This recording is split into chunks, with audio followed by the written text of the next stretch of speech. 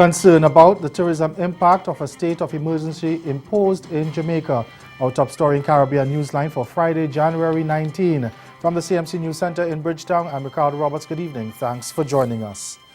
Businesses in Jamaica's tourist capital, Montego Bay, are worried that the state of emergency declared in the parish of St. James will hurt their pockets. President of the Montego Bay Chamber of Commerce, Tishora Gibbs, says the tourism sector and related industries will be most affected. The state of emergency was declared Thursday in the Western Parish as it buckled under a spate of murders and shootings. The proclamation for the state of emergency, unless revoked, will remain in force for 14 days or for a period not exceeding 3 months. We get more in this report from Lana Gay Franklin of TVJ News. Although welcomed, business leaders and stakeholders in Montego Bay St. James have expressed grave concerns as to the timing of the state of emergency and its impact on the second city. It's welcome, but I would say it's a clear indication of a failure, and a failure that has gone on for too long. It's unfortunate, however, that has had to come to this. You know, we've been lobbying and we've been calling on the government to take action for some time now. While agreeing that the crime situation warrants such an intervention, President of the Cornwall Bar Association, Stacey Ann Young, pleaded with the authorities to ensure that the rights of citizens are maintained during the security forces operations. Even though we would want to protect the innocent citizens and apprehend the guilty persons, we still would want to maintain a level of we still would have to observe the constitutional rights of our citizens, and it cannot be that we would then descend into a state of, you know, where we have a police state, where the rights of the citizens are suspended indefinitely, because there always has to be a balance. Last year, St. James ended the year with 335 persons being murdered across the parish. Stakeholders say the monster of crime and murders have been a long-standing issue, and it is now time for someone to be held responsible for allowing the situation to get out of hand. I'm really hopeful that the Prime Minister is serious this time around, and more than anything else, I expect that somebody be held accountable. We didn't just get here, and it's been a long time coming, and I think somebody has to be held responsible. Some heads have to roll. We've been crying out here in Montego Bay, certainly the ordinary people have, for effective policing in the areas where the ordinary people live, as opposed to in the areas, the upscale areas and the tourist areas. And for years now, the government has not responded in a way, in any meaningful way. And as former president of the Chamber of Commerce, Nathan Robb, believes the business community can do more to assist the fight against crime. They have made statements, platitudes, but at the end of the day, they have not led the charge. And they have not insisted on action and held the government to account. And I say so without fear, because they have not been concerned with the lives of the ordinary people. And it's only when it comes closer to their doorstep, there's a shooting at the airport where tourists could have been shot. Well, suddenly we have a state of emergency. Staying in Jamaica now, government says there will be no new taxes when the national budget is presented to Parliament early next month. It will instead be focusing on making sure people pay their fair share of the existing taxes. Finance and Public Service Minister Audrey Shaw said revenue inflows have been doing fairly well this year. And to prevent revenue leakage, modern X-ray units will be installed at customs, and all containers will be fully examined to ensure everybody pays on what they import. The finance minister said if that could be achieved, the government might be able to reduce the customs rate. And the St. Lucia government says it expects to join neighbors Barbados and Grenada in being removed from the European Union's global tax haven blacklist. The EU signaled its intention to remove the CARICOM countries after they submitted plans to change their tax rules. But two other Caribbean countries remain on the list, St. Lucia and Trinidad and Tobago. St. Lucia's Prime Minister Alan Chasney says he had a conference call with EU officials on Friday to identify the problem areas. 8 countries were removed from the tax haven blacklist and placed on a so-called grey list after making commitments to improve their tax policies. The government's senior communications officer says St. Lucia is hoping to follow suit. Once you commit, they basically make a decision to remove you from the blacklist and you go on to a grey list, which is countries who have made a commitment to comply. And St. Lucia from the beginning, at the highest level, has always made a commitment to tax transparency, to tax restructuring, but it is a process. And I think that's one of the things we are discussing with the EU, that this will take some time, and we also have to strike a balance between our tax structure and also encouraging investment in our country. We are a small island developing states, much like the rest of the Caribbean, and competition out there is stiff. So what we need to find is a balance, which is what the government is working towards right now. The communications officer says for now, the work continues to reform St. Lucia's tax structure. We have been engaging in tax reform since we took office. We've been doing certain things in terms of changing the tax structure. Our aim was always to put less burdensome taxes on the taxpayers of this country. So we are seeking to change our tax structure as well. So this is an ongoing exercise. It has been ongoing, and we have been in dialogue throughout 2017 with the EU already. So there's no specific timeline. It is definitely an ongoing exercise. The blacklist was adopted by EU member countries on December 5th, and countries included face restrictions on EU funding or potential investments from the European Investment Bank. And that report from Alison Kentish of HTS News Force. A new firm set up to take over management of the Barbados operations of collapsed Clico International Life Insurance Limited, CIL, has been launched. Resolution Life Assurance Company Limited, ResLife, is assuring that policyholders' investments have been restored and safeguarded. But at the launch on Thursday, CEO Cheryl Senhouse acknowledged that there have been changes to the contractual terms and conditions of some policies. The amendments made to life insurance policies, including whole life policies and endowments, are as follows. Surrenders will not be permitted for a 4-year period. 2, restrictions to the access to cash surrender values through policy loans have also been implemented. There will also be an extension in the there will also be an extension in the period that surrender charges will be applied.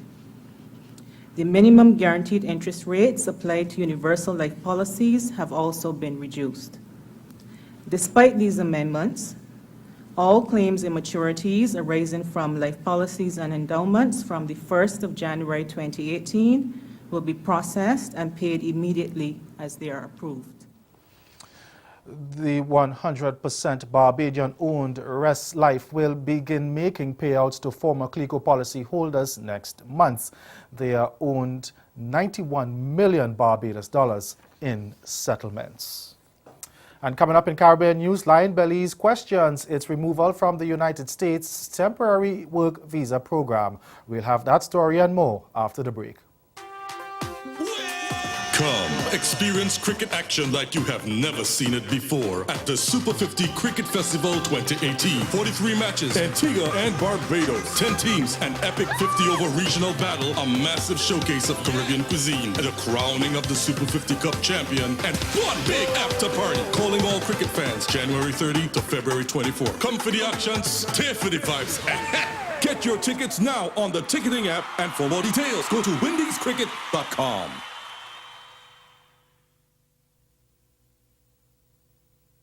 Did you know that a strategy has been developed to help improve the region's education and human resources? You didn't? Well, the HID strategy, as it is called, will guide CARICOM in how it delivers quality education and training to the people of the region. The strategy has been crafted by a group of experts called the HRD Commission. Consultations have been done across the region to get your input. Do you know that none of us will be left behind? The HRD strategy is important to all of us, students, parents, and employers. It will prepare the region, especially the youth, for the 21st century economy and society. The HRD strategy, unlocking Caribbean human potential.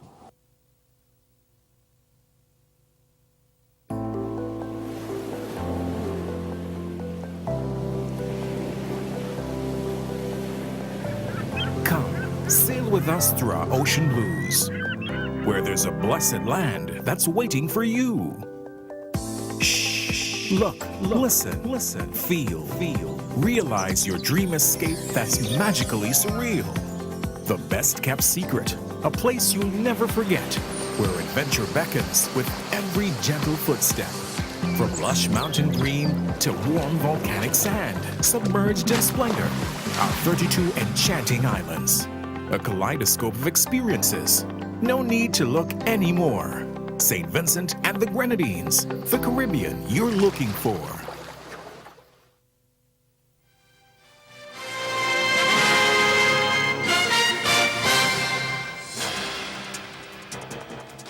Belize has reacted to the United States government's decision to prevent its nationals from applying for visas to temporarily work in the country. Belize was one of 3 countries removed from the temporary work visa program this week. The others were Haiti and Samoa. The Department of Homeland Security says Belizeans will not be able to acquire either H-2A or H-2B immigrant work visas because it has not done enough to curb human trafficking. Foreign Affairs Minister Wilfred Earlington says while he doesn't have any official report from Washington regarding the decision, he is aware of reference being made to the human trafficking situation. But he says he has not seen any evidence that suggests Belizeans are involved in human trafficking. But I do know that the United States have long expressed concern about the issue of human trafficking in Belize, and that our Attorney General has been working assiduously to try to see how we could make sure that we reduce the incidence of that kind of thing and try to allay the fears and concerns of the United States about Belize's involvement in it. I have not seen any evidence which suggests that our people are involved in human trafficking. I have not seen any evidence, but I know that the United States has been complaining bitterly about it for some time. And I do know that efforts are being made by our officials. You're watching Caribbean Newsline. Over in the Bahamas now, the government says it intends to criminalize marital rape. Attorney General Carl Bethel gave that commitment as the country was reviewed by the United Nations Human Rights Council in Geneva, Switzerland on Wednesday. He says marital rape will be referred to as aggravated spousal sexual abuse in the legislation. A bill to criminalize marital rape was tabled back in 2013, but it was withdrawn because it was unpopular with the public. The government is now pleased to report that we have drafted an amendment to the Sexual Offences Act, which provides for the offence of aggravated spousal sexual abuse. The new clause provides that a complaint under this section must be made within 1 year after the cause of the complaint arose. The clause further provides that a defendant's spouse will not be prosecuted without the consent of the Attorney General. It should be noted, though, that although the proposed offence is not labeled as marital rape, it still has all of the elements of the offense of rape in marriage. The Attorney General told the International Caucus that the drafted amendment has already received support from the church and civil society in the Bahamas. The draft bill, I can tell you, has been circulated to religious leaders and civil society advocates for comments in advance of formal publication. I can confirm that responses received from religious community and civil society as late as yesterday evening have been supportive of the proposed amendment to the law. Over to Guyana now. Guyana's Natural Resources Minister Raphael Trotman is lashing out at critics of government's petroleum contract with ExxonMobil. He says under the deal, Guyana is set to get more money than it could ever imagine from oil revenues. And he says it makes no sense to focus on what the country could lose rather than what it is certain of gaining. We get more in this HGP Nightly News report. This is a story that people need to hear, that we are going to be inheriting more money than we can begin to imagine we can ever begin to spend. And for me, it is how are we going to manage this money? And not so much why did we get more. There's a sense that we need more. The minister is putting the Guyana populace on notice. The word from Mr. Trotman to the Guyanese people are, get ready, billions of US dollars are coming your way. That is where it is now, and a population where it is now with less than 1 million people. Each one of us is going to be extremely wealthy in US dollars in a few years' time. And to me, I need to let people know that we are taking steps. We have filed a Petroleum Commission bill. We have opened that on our website and opened it to stakeholders in and out of Guyana. It has been critiqued and criticized, and I am going to recommend to Cabinet that there should be some changes to make it more broad-based, more inclusive. The minister admits that more need to be done to educate Guyanese about what the sector has in store for them and how they can cash in on resources from the black gold. He said the government is making every effort to protect the national patrimony and, most importantly, to ensure that every person benefits. We have had the Commonwealth Secretariat review all of our legislation. I see writings about cost recovery and so forth. There's no country in the world that is not grappling with this problem. We've invited the IMF to come in to give us assistance. The World Bank is about to provide some assistance as well in terms of capacity building. We're about to do some hiring of more consultants and advisors. And we are preparing for production in 2020. So I don't see what we've lost. I see what we're about to gain.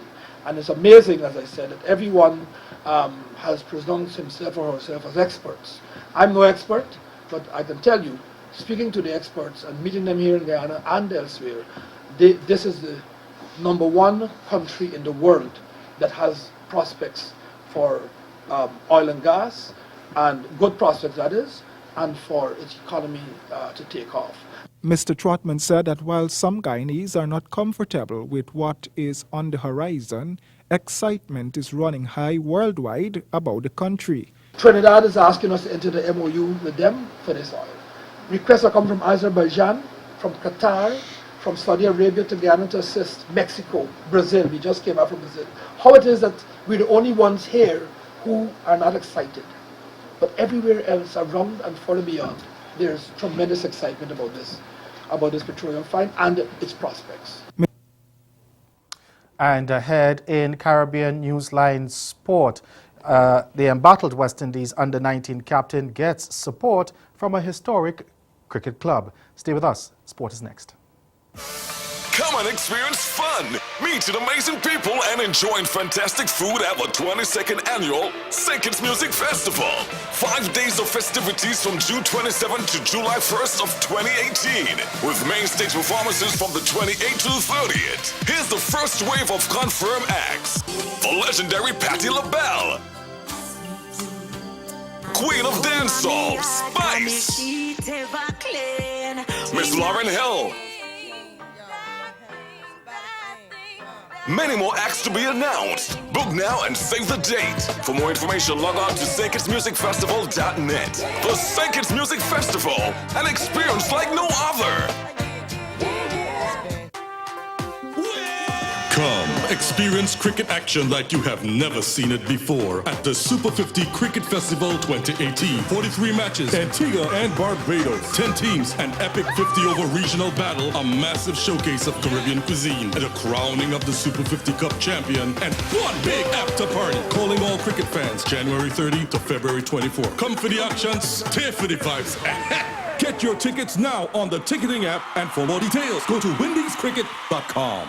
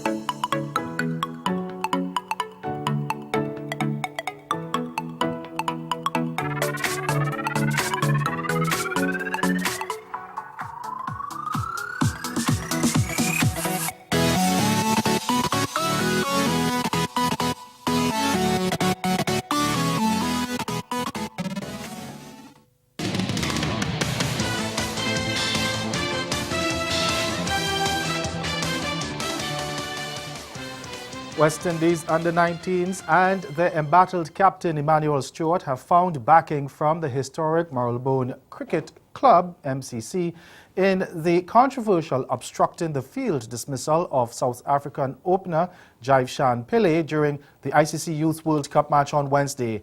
The left-handed Pillay picked up the ball and tossed it to wicketkeeper Stewart following a delivery from pacer Jarian Hoyt in the 17th over of the South African innings. Stewart immediately appealed, and following consultation between the umpires, Pillay was given out under Law 37.4 of the laws of cricket. Now, while Stewart's actions drew strong rebuke from present and former international cricketers, the MCC said the player was well within his rights. The MCC considered the guardians of the law of the game said in a quote, and they state that the first thing to say is that the umpires were completely correct in their decision to give Pillay out obstructing the field. Pillay did not seek or receive the consent from a fielder and did not use his hand to return the ball to the wicketkeeper. He was thus rightly given out on appeal, end quote. Now, the MCC added that while the specific law had been questioned, it was there to protect the integrity of the ball for the fielding side. It said, quote, the reason behind it is that a fielding team will often take enormous care to maintain the condition of the ball, and they are allowed to do so. Any external influence on the ball, including a sweaty glove, could change its condition unfairly. Batsmen are therefore instructed to leave the ball to the fielding side unless given specific consent to pick it up. It may seem harsh, but a scenario in which batsmen could, without any punishment, interfere with the ball would be far more problematic. End quote. Staying with cricket now, there were no West Indies players selected for the International Cricket Council test and one-day teams of the year announced by the world governing body on Thursday. India batting star Virat Kohli was named captain of the test side and was accompanied in the lineup by the likes of Australian run machine Steve Smith and controversial England all-rounder Ben Stokes.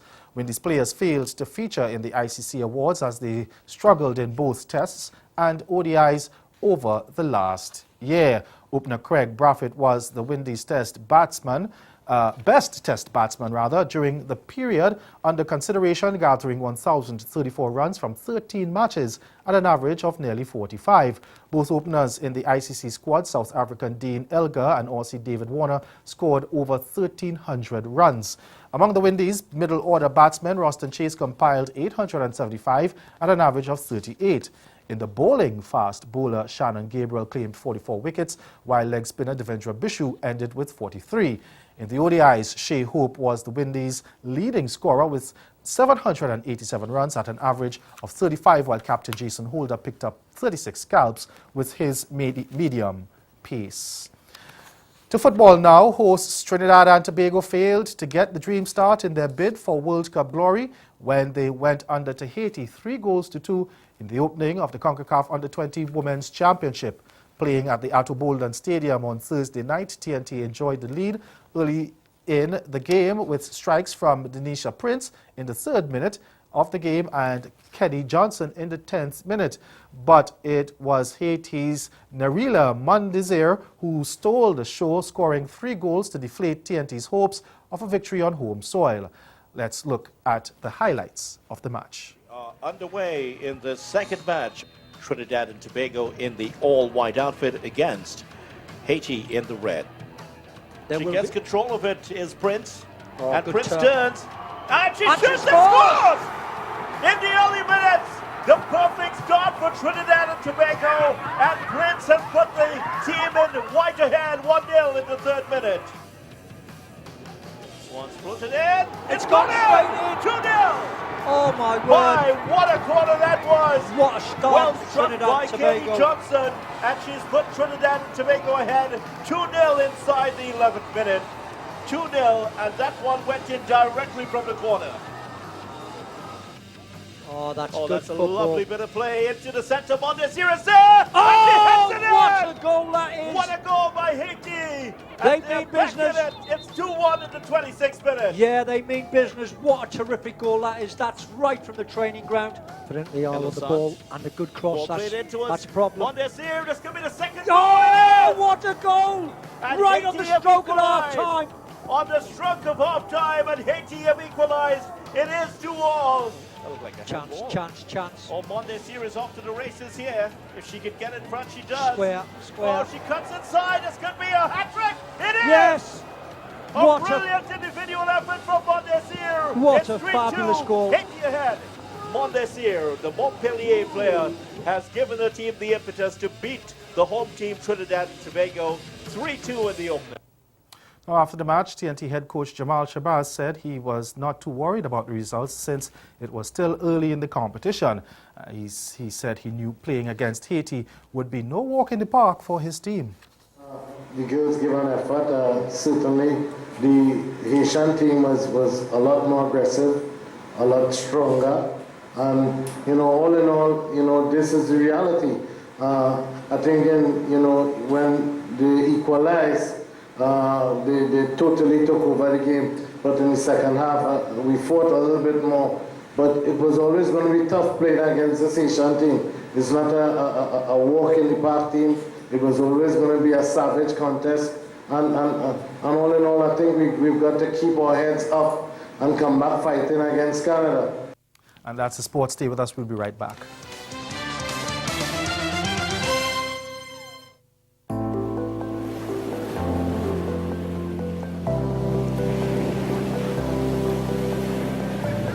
Come, sail with us through our ocean blues, where there's a blessed land that's waiting for you. Shh. Look, listen, feel. Realize your dream escape that's magically surreal. The best kept secret, a place you'll never forget, where adventure beckons with every gentle footstep. From lush mountain green to warm volcanic sand, submerged in splendor, our 32 enchanting islands. A kaleidoscope of experiences. No need to look anymore. St. Vincent and the Grenadines, the Caribbean you're looking for. Say again? Did you know that a strategy has been developed to help improve the region's education and human resources? You didn't?